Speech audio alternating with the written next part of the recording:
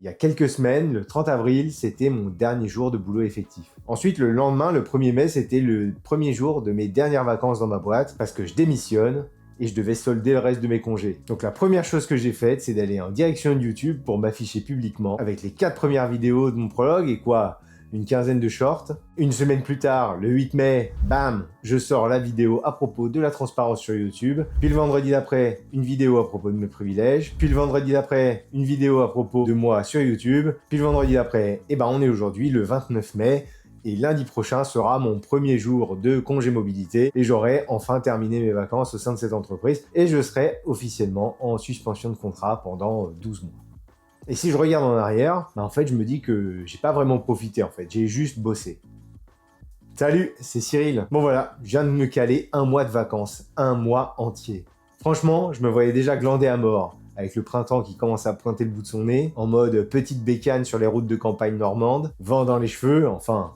dans le casque quoi, la forêt, la campagne, les champs, aller direction le bord de mer pour aller me siroter une petite bière ou boire un petit café, les pieds dans le sable. Je me disais ça va être cool, je vais avoir rien à faire, pas de to-do list, pas de mail, juste profiter de l'instant, recharger les batteries comme un roi, la belle vie quoi. Et en fait non, pas du tout, t'as tout compris, j'ai juste pas du tout arrêté de bosser, j'ai rien fait de tout ce que j'ai dit juste avant, j'ai pas glandé rien du tout, j'ai juste bossé, j'ai charbonné pendant tout le mois de mai, là, tout le dernier mois de vacances qui m'était alloué. J'ai pas vraiment pris de temps pour moi à me reposer à grands coups de grasse mat, on va dire. Déjà parce que évidemment j'ai 2 enfants, donc les grasses mat ça fait bien longtemps que j'ai oublié ce que c'était. Mais en vrai ça a été parce que le rythme que j'ai eu ces derniers jours a été vraiment tout à fait différent de ce que j'ai connu jusqu'à aujourd'hui. Avant d'aller plus loin, pour rappel, pour celles et ceux qui sont passés à côté des épisodes précédents, il y en a peut-être encore, je quitte ma boîte en signant un truc qui s'appelle le congé mobilité et ça permet aux chanceuses et aux chanceux qui sont en capacité de prendre ce plan pour quitter l'entreprise de rester chez eux 12 mois à être payés à faire ce qu'ils ont envie. Donc pour ma part, j'ai proposé un truc pour monter mon entreprise, enfin pour développer mon entreprise. Et dans ce cadre, j'ai signé pour que mon premier jour officiel dans ce plan de mobilité, il soit le 1er juin de cette année, c'est-à-dire lundi, là, après-demain. Sauf que avant le 1er juin, j'avais quelques congés à solder.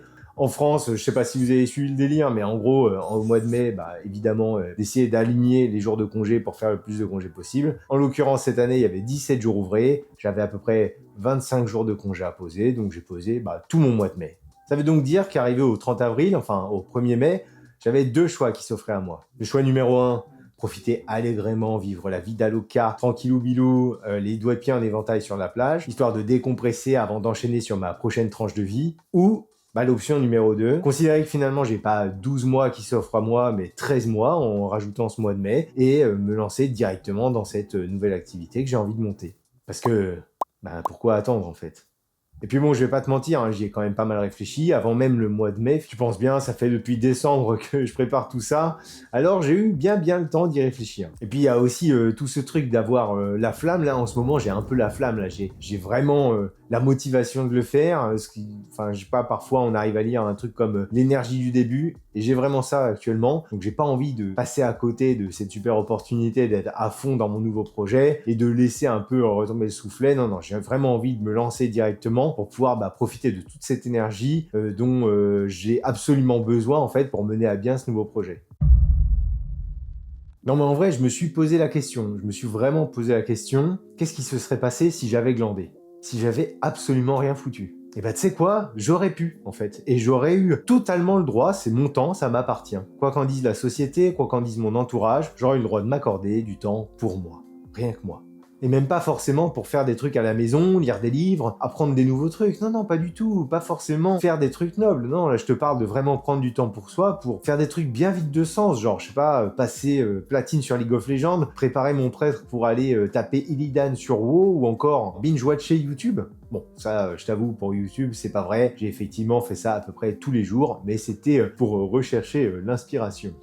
Mais c'est pas comme ça que j'ai vu les choses aussi parce que j'ai pas mal de contraintes et que je vois cette activité comme ma nouvelle activité. Enfin, c'est mon nouveau boulot, quoi. Et puisque mon temps est compté, enfin compté dans le sens j'ai quelques mois devant moi, pourquoi se priver d'un mois supplémentaire? Pourquoi rester sur 12 mois alors que je peux en faire 13? Vu qu'en plus j'ai l'obligation que ça marche, à la fois familialement et professionnellement, oui parce qu'on me laisse pas forcément la possibilité de l'échec, hein, malgré un plan bien ficelé, et bah ça vient vachement titiller mon ego, alors je mets toutes les chances de mon côté, je mets tout en œuvre pour que ça fonctionne le plus rapidement possible et aussi le plus efficacement possible.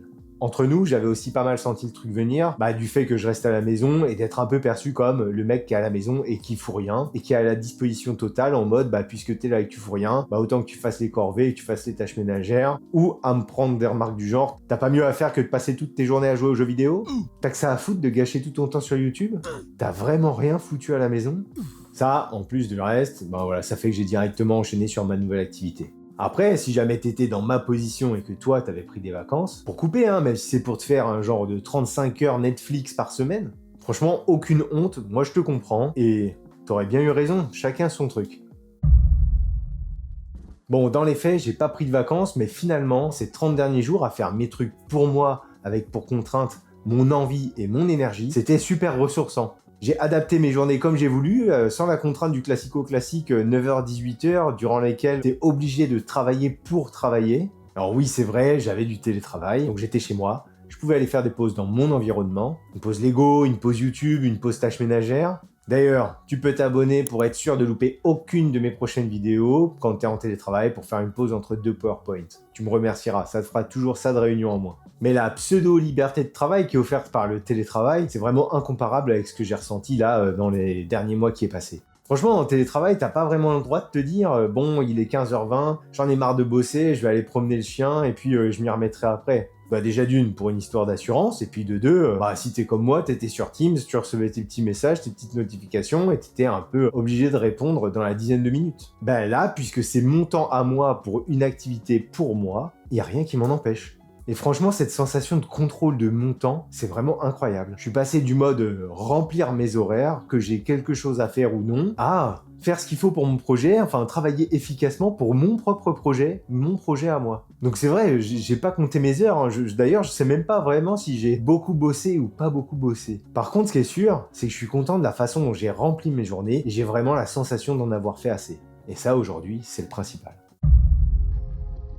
Bon, sans s'éterniser sur un débat inutile de qui c'est qu'utilise son temps le mieux pour faire grossir son business, le but de cette vidéo, c'est pas de faire du shaming de télétravailleurs ou encore de ceux qui prennent des vacances pour être des glandeurs de vacances, mais juste de partager mon état d'esprit à la fin de ce premier mois de congé et comment j'ai utilisé mon temps pour moi. Mais peut-être que t'aurais fait pareil. Hésite pas à me le dire dans les commentaires. En tout cas, il y aura probablement d'autres vidéos comme ça, parce que ça risque d'évoluer, ce sentiment, certainement à l'occasion des 6 mois ou des 1 an de la chaîne, je sais pas, à voir comment tout ça vit et comment tout ça évolue. Sur ce, je te dis à vendredi prochain. Allez, salut à toutes les burn-out, salut à tous les bore-out. C'était Cyril. Ciao.